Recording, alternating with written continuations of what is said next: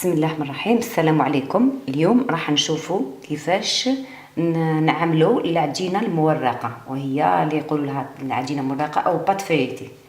عندنا في الاول عندنا 500 غرام فرينه و250 غرام مارغرين تاع فيتاج ومغرف تاع اكل زيت ووحده تاع زبده مذوبه، مارغرين او زبده مذوبه، وحده زبده ووحده زيت، ملعقتين زوج. وعندنا كاس تاع الماء ومغرف تاع خل تاع الماكله، وعندنا مغرف هكذا صغيره تاع الملح. نبداو في التحضير تاع هاد العجينه. دوك هنا نشوفوا نبداو بالفرينه، نرموا الفرينه هنايا في صلاجي، نزيدوا لها مغرف تاع الملح، نزيدوا لها قلنا ملعقتين، وحده زيت وحده زبده مذوبه، هاي مخلطه هنا يعني خلطتها تاع زيت وحده زبده. وعندنا ملعقه تاع خل هايديك، ونبداو نعجنو بالماء. نخلطو هذا، نخلطو بيدنا، نبداو هنا نستعمل يدي باش ندخل هذيك الزبده هذه كاع، ندخلها لداخل هكذا. نستعمل مليح يدي هكذا، ومن بعد نبدا نرمي شويه في الماء ونلم العجينه تاعي، نلمها هكذا، نرمي بشويه بشويه حتى تتلم لي، حتى تتلم هذيك العجينه، تحصل على العجينه.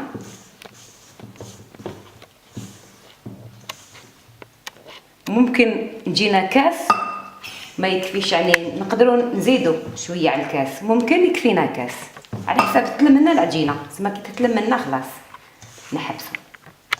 كاين فرينه اللي تشرب بالخف بزاف، وكاين اللي تشرب فرينه ما تشربش، يعني ما تسحقش الماء بزاف.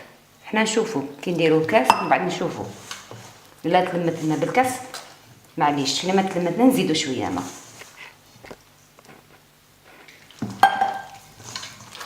هاي بدات تتلم هنا، انا نشوفوا بلي بدات تتلم، انا تحصلنا هاي تلمت هايديك. ومن بعد كي تتلم هكا نعجنوها مليح، نحطوها فوق في البلان دو طرافاي تاعنا هنايا في السمو، ونبداو نعجنوها مليح هايديك.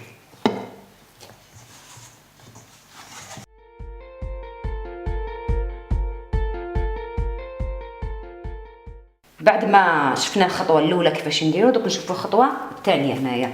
هاي دوك نحكموها هكذا ونعجنوها باش ندخلوا هذاك الزيت واللي درنا الخل فيها مليح حتى تولي العجينه طريه بالبزاف. عندنا طريه تولي هكذا، نديرو لها هكذا، نعجنوها مليح هكذا، نعجنو حتى تولي قد ما جيت نعجنوها هكذا مليح، تجي كدمام كي تطلع فيتاج تاعها تجي هايل، يجي هايل بالبزاف. يعني هذه من التجربه، يعني كي تدير لها هكذا تعجنها هكذا وتدخل في الاخر في يدك هكذا شغل تحلها، نحلوها هكذا، شغل نحلوها الفرينه هذيك تتحرحر وتدخل في كامل، تولي ليس، تولي هايله، تولي مليحه. لاحظوها من بعد كي نشوفوا، لاحظوها كيفاش تولي.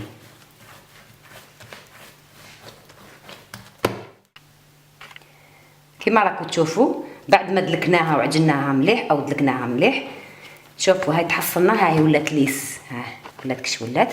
ودوكا واش نديروا لها؟ نحطوها بجنب، ومن بعد تيك نحكموا هذيك المارغرين تاعنا، نحطوها نديروها داخل ساشي تاع كونجيلاسيون، نحطوها هنا، ندخلوها هكذا داخل الساشي. بعد ما درناها قلنا هنا في هذا الساشي تاع كونجيلاسيون، واش نديرو؟ نخبطوها هكذا، ولا ما قدر يعني ما وجدناش حاجه. هي في الحقيقه بهذا اللي نحلو به الحلال، نخبطوها تكون شويه طريه، تكون خرجناها ديجا من في الجدار، ما نديروهاش يعني يابسه.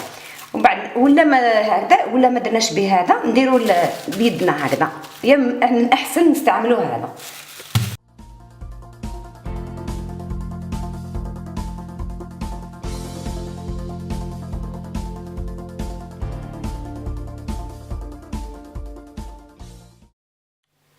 بعد ما كملنا الزبده حليناها يعني بالداخل الفاشي هذا حطاها بجيه، نجيبوا العجينه تاعنا نديروا شويه، هي فارينه غير شويه يعني، هي من الاحسن كي نحلوها نستعملوا مايزينا مليحه تكون يعني رطبه وتسهل لنا باش نحلوها، تسهل لنا. هاي تشوف مايزينا، شوفي يعني كيفاش تجي نحلوها هكذا، من الاحسن مايزينا نحلوها بمايزينا باش تسهلنا، العجينه ما تجيناش ثقيله.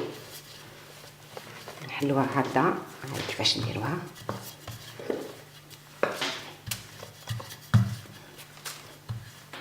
نحلوها على الشكل مدوره هكذا.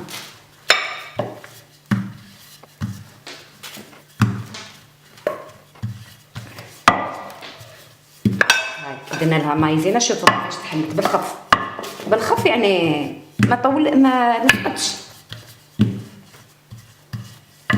هاي دوكا نحطوا هذه الزبده تاعنا، هذه المارغرين فريتاج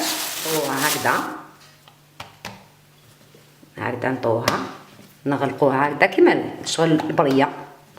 ومن بعد واش نديرو، من بعد ندوروها هكذا على الطول هكذا، نبداو نحلو فيها، نحلو هذيك نعاودو نحلو، نديرو 4 تور، نديرو المره الاولى هكذا. هاي بالخف تتحل، بعد ندورو نطوو، نزيدو نعاودو ندورو هكذا، هذه الجهه هذه المره الثانيه، هذا دوزيام تور.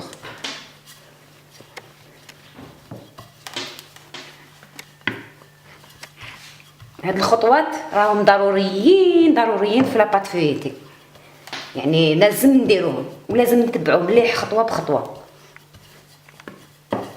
يعني لازم نعاودو المره الثالثه. هاي ليك ندورو هكذا،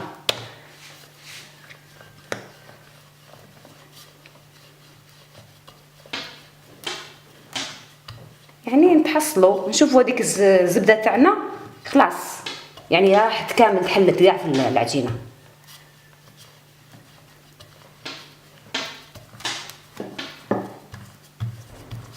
هكذا ونزيدو نطوو منها هكذا مره الاخرى، هذه المره الاخرى الرابعه حنا ندورو هكذا.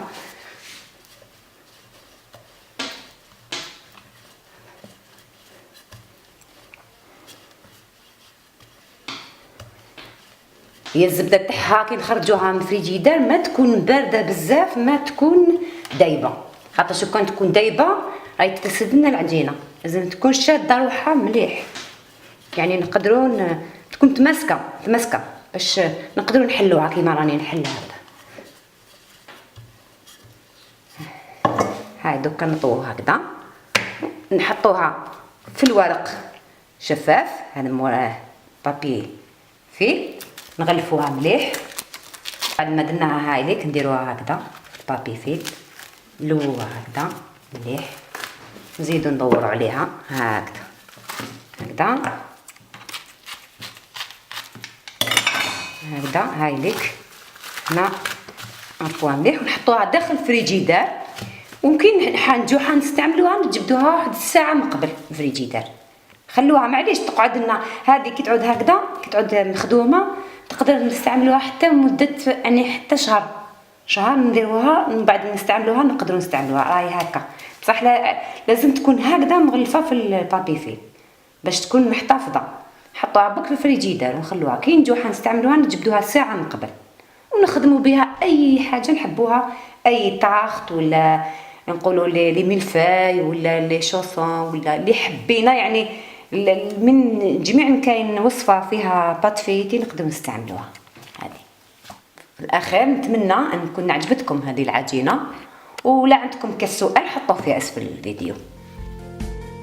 ولمزيد من وصفات الناجحه اشتركوا معنا في هذه القناه، قناه كويزين ليلى.